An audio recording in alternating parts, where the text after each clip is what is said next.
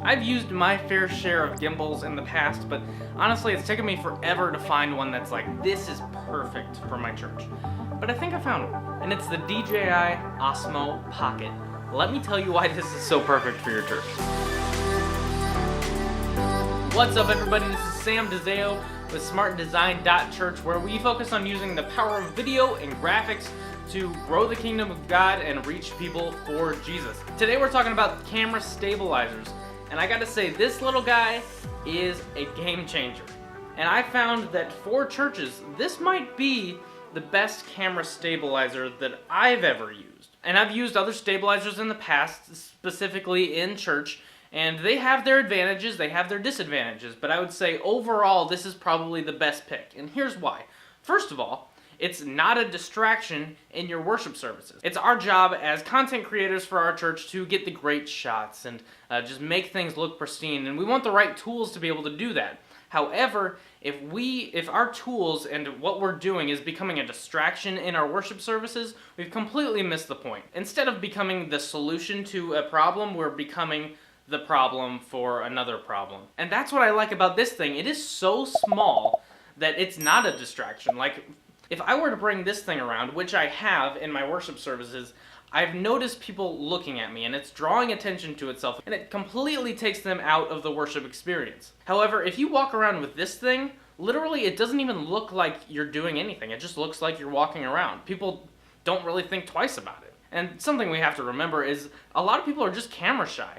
Cell phones are great because they are small and you have those same advantages that we're talking about, but people understand that you're probably shooting video on it, so it's the same thing as a camera.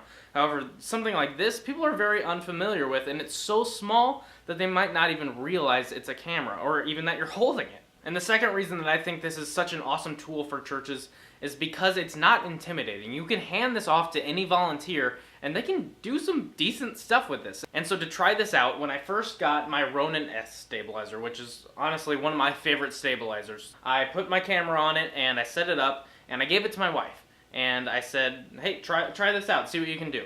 And honestly, it gave her anxiety. She was freaking out because she didn't exactly know how to use it, and she didn't want to break it, and she hardly moved because she didn't want to break it or do anything wrong.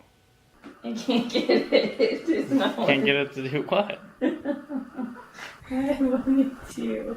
And the thing about Becca, actually, is she understands video. She understands how to get good composition and stuff like that, but she doesn't have years of video experience. So this thing freaked her out. However, when I showed her the DJI Osmo Pocket and I put it in her hands, her first comment was how adorable it was and that it looked like Wall-E.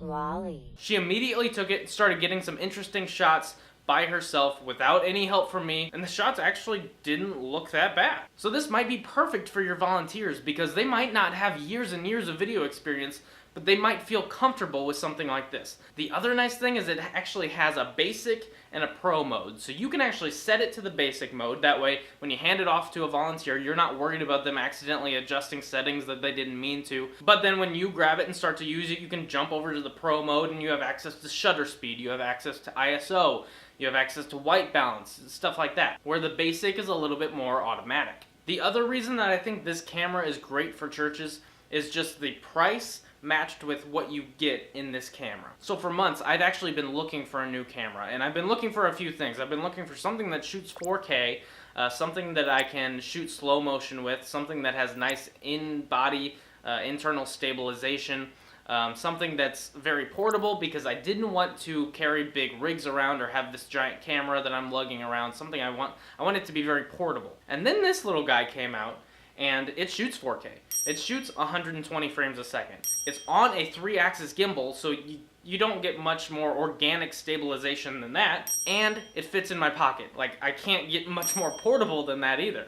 When I saw the price was $350, I instantly bought it because the other options that I was seeing are at least $700. So this was like half the price for the same kind of thing. However, I don't want to say that this camera is perfect. There are some drawbacks that I've found as I'm using this. And these are some things that you might need to know before you hit the buy button for this camera. So I put together a video all about the things that you need to know before you buy the DJI Osmo Pocket. So go ahead and click this video right here and it will send you to that video about all the things that you might need to consider. But first, let me know in the comment section below, are you looking for a new camera for your church? What are some of the things that you're looking for feature-wise in a camera? Go ahead and click like and share and subscribe and be a part of this smart design community where we focus on using video to grow the kingdom of God.